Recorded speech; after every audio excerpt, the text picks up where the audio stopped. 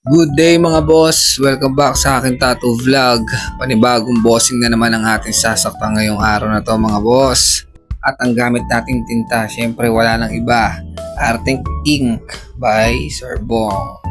Take note mga boss ha, hindi ako nagpro-promote ng mga kung anong product ha. Base lang to sa na-experience ko no, sa mga nagagamit ko. Na talaga namang quality at madaling papasukin sa balat yung tinta.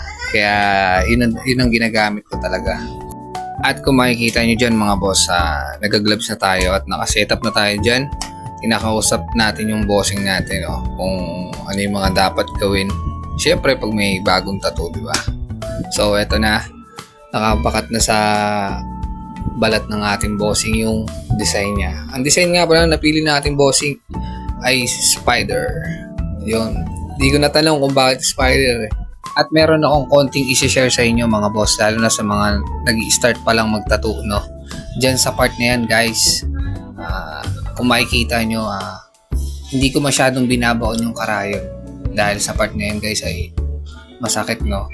Kung makikita nyo, konti lang, magmarka lang yung tinta sa balat ng kliyente natin. Nirekta ko na siya ng shading, kung makikita nyo guys. Naglalight lang ako ng shading, para sa ganun ma-maintain ko yung tamang kulay nung nasa design ng ating bossing. At sa ganun may iwasan natin mga boss yung mabugbog yung balat ng ating mga kliyente, no? At tumagal din sa session, no, mga boss. At ang gamit natin karayom 3RL, no, all the way para masungkit natin yung mga maliliit na detalye. Gawa ng spider yung ginagawa natin pyesa rito mga boss. Lagi tayong tumingin sa reference na ginagawa natin mga boss para maiwasan natin yung pagkakamali. Huwag tayong umasa sa stencil na nakabakat sa balat ng ating mga bossing kasi kada punas natin mga boss na bubura siya. So yun lang, kung makikita nyo guys, nag-white na tayo, highlights, no? Malapit na tayo matapos at sana may natutunan kayo sa ibinahagi ko ngayong araw na to. And kung umabot ka sa part na to, maraming salamat po sa panonood. Pakikilambing lang po ulit, pa-like and share na ating video.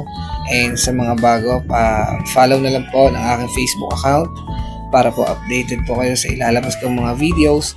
At ito ang ating final result. Once again, ako nga pala si Jay ng J Style Tattoo. Peace out!